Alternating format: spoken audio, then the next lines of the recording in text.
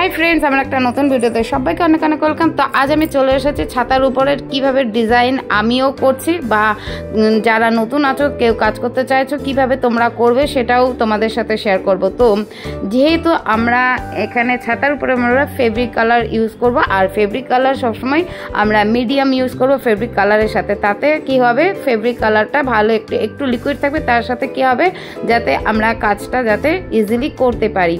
তো আমি white colour দিয়ে ডিজাইনটা করছি আর কাজ করার আগে অনেকবার চিন্তা ভাবনা করেছিলাম যে কি ডিজাইনটা করা যায়।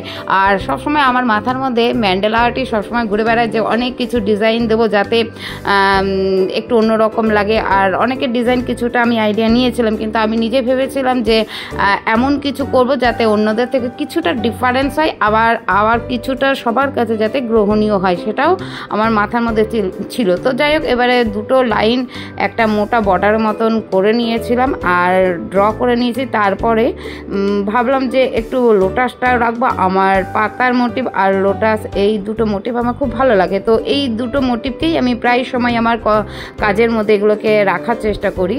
তো তারপরে দেখতেই পাচ্ছ যে আমি কিভাবে দুটো বর্ডারটা মোটা বর্ডারটা করেছিলাম, বর্ডারটা কিভাবে আমি কভার করছি। আর যখন আমি কাজ করছিলাম, কাজ করতে গিয়ে যতটা মনে হচ্ছিল ইজিলি, কিন্তু কাজ করতে গিয়ে অনেক রকমের প্রবলেম ফেস হয়েছে। তো হ্যাঁ, যখনই আমরা কোনো কাজ করব, যখনই কোনো সময় মনে হচ্ছে যে ছাতার উপরে বিশেষ করে যে কাজ করতে গিয়ে যদি কিছু সময় যদি কিছু ভুল হয়ে যাচ্ছে, সঙ্গে সঙ্গে একটা ভিজা কাপড় নিয়ে মুছে নিলেই তাড়াতাড়ি করে সেই আগের ভুল কাজটা ঠিক হয়ে যাবে। তারপরে আমরা নতুন করে আবার কাজটা করতে পারবো।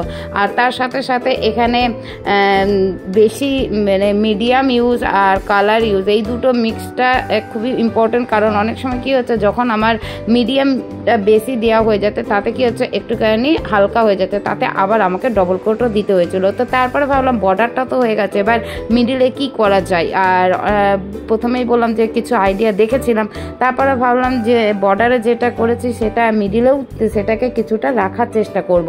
তো তারপরে এর আগে মিডিলে যখন আমি একটা ডিজাইন করছিলাম তো সেটা ভালো লাগছিল না, আবার সেটাকে আবার পরিষ্কার করে আবার নতুন করে আবার আরেকটা করলাম যে এখানে একটা ছোট আবারও আরেকটা বর্ডারের মতন করব, যাতে সাইডে যে বর্ডারগুলো দিয়েছে এই বর্ডারের সাথে যাতে একই রকমভাবে সামঞ্জস্য থাকে বা একই রাখার চেষ্টা করেছি। তারপরে এখানেও যেহেতু লোটাস মোটিভ দিয়েছি, তো এইখানটাতেও মিডিলটাতেও আমি লোটাসগুলোকে রাখার চেষ্টা করেছি। আর মাঝখানের দিকে দেখতেই পাচ্ছ যে এখানে একটু কলকা বা আলপনার মতন করেছিলাম, যে ওখানে যাতে একটুখানি গোল রাউন্ডটা থাকে আর রাউন্ডের মাঝখানে যতটা ভরার ডিজাইন করব। আর এমনিও যারা কেউ যদি করতেও চাও অসুবিধা কিছু নেই, তোমরা খুব মানে ইজিলি করতে পারবে। হ্যাঁ, কাজ করতে গেলে আমাদের অনেক রকমের যেসব সমস্যাগুলো আছে সেগুলো আমরা ফেস করি আর তার মাধ্যমে আমাদের অনেক রকমের এক্সপিরিয়েন্সও হয়। তো এখানে আমি কিছু লোটাস মোটিভও দিয়েছি। প্রথমেই বললাম যে লোটাস দেবো, যেহেতু সাইডগুলোতে আমি লোটাস দিয়েছিলাম, তো তার জন্য পদ্মের মোটিভ আমি দেওয়ার চেষ্টা করেছি। আর সবগুলোতে এবার তারপর ভাবলাম তো পদ্মের মোটিভ তো দিয়েছি, তারপর মিডিলে কি দেওয়া যায়। তো তারপর অনেক কিছু ভাবনা চিন্তা করে আমি বললাম যে ঠিক আছে, তো ভরাটতেই যেহেতু করতেই হবে, যেহেতু সাইডগুলোতে ভরাট করেছি, এবার মিডিলটাতে ভরাট না করলে দেখতে ভালো লাগবে না। তো তারপরে এখানে দেখতে পাচ্ছ যে আমি পদ্মের মোটিভটা কিভাবে করেছি। যারা পদ্মের মোটিভের কোনো প্রবলেম আছে আমাকে কমেন্ট করে জানাবে, আমি কিভাবে তোমরা সহজভাবে পদ্মের মোটিভ তোমরা ড্র করবে সেটা আমি তোমাদেরকে ভিডিওর মাধ্যমে শেয়ার করব। তো এখানে দেখতে পাচ্ছ যে পদ্মের মোটিভ দেওয়ার পরে তারপরে বললাম যে মিডিলটাতে কি করব। তো তারপরে এখানে আবার একটু পাতার মোটিভও কিছু দিয়ে দিলাম। আর একটা মাত্রই উপায় আছে পাতার মোটিভ দুই দিক দিয়ে দেওয়াতে, তাতে কি হয়েছে যে এখানে ভরাটটাও হয়েছে। আর এখানে দেখতেই পাচ্ছ যে পাতার মোটিভের সাথে সাথে একটু ডট ইউজ করেছিলাম, আর ডটগুলোর মাধ্যমে আমাদের কিছু কিছু জায়গা যেগুলো গ্যাপ থাকে সেইগুলো আমাদেরকে ফুলফিল হয়ে যায়।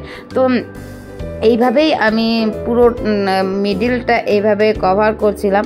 আর কারোর যদি কোনো রকমভাবে যদি কলকা নিয়ে বা কোনো রকমভাবে এই যে কাপড়ের উপরে ডিজাইন নিয়ে যদি কোনো রকম কনফিউশন থেকে থাকে আমাকে কমেন্ট করে জানাবে, আমি তার সলিউশন দেওয়ার চেষ্টা করব যতটুকু আমার জানা রয়েছে। তো তারপর দেখা গেল যে এখানে ডিজাইন করার পরে কিছু কিছু জায়গায় আরও পদ্মের মোটিভের উপরেও আরও কিছু জায়গায় ফাঁকা রয়েছে, সেখানে আরও কিছু ডিজাইন আমাকে মানে ফুলফিল করতে হবে। তো সেখানে আরও পাতার মোটিভগুলো দিচ্ছি আর পুরোটা এখানে কভার করব।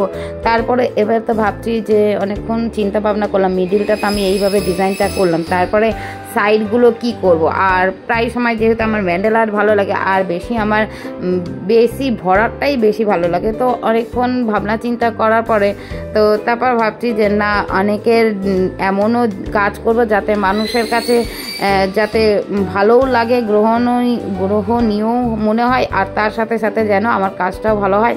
আর ম্যান্ডেলা আর্ট বেশি ভালো লাগে। ভাবছিলাম যে অনেক লতা পাতা দিয়ে পুরো মিডিলটা কভার করব, সেটাও ভাবছিলাম। আবার ভাবলাম না, বেশি হিজিবিজি হয়ে গেলে, ভরাট হয়ে গেলে তাহলে হয়তো দেখতে ভালো লাগবে না। যে মানে ছাতাটার যে ফোকাস মিডিলটা আর সাইডে যে বর্ডারের টাইপের যে ডিজাইনটা করেছি, এটাই হচ্ছে মেন ফোকাস। আর আমি যদি মিডিলে যদি অনেক আরও যদি ডিজাইন করি, তাতে আমার ছাতার যে অ্যাট্রাকশনটা সেটা নষ্ট হয়ে যাবে। তো তারপরে ভাবলাম যে ছোট ছোট পাতায় এখানে ফুল দিই।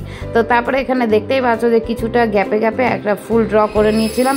আর তারপরেও মনে হচ্ছিল যে একটু লতা পাতা দিই। তারপর ভাবলাম যে না, যদি লতা পাতা দিই আবার সেই ভরাট হয়ে যাবে, তাহলে আর ছাতার যে অ্যাট্রাকশনটা সেটা নষ্ট হয়ে যাবে। তো তারপরে অনেকগুলো ফুল করার পরে তারপর ভাবলাম যে ছোট ছোট ডট দিয়ে দিই, যেহেতু ফুলগুলোও যাতে ফোকাস হয়, তার সাথে সাথে আমার দুটো বর্ডার বা মিডিলে যে ডিজাইনটা করেছি সেটাও যাতে মানে আকর্ষণীয় হয়। তো তার জন্য এইভাবে ছোট ছোট ডটগুলো দিয়েছিলাম।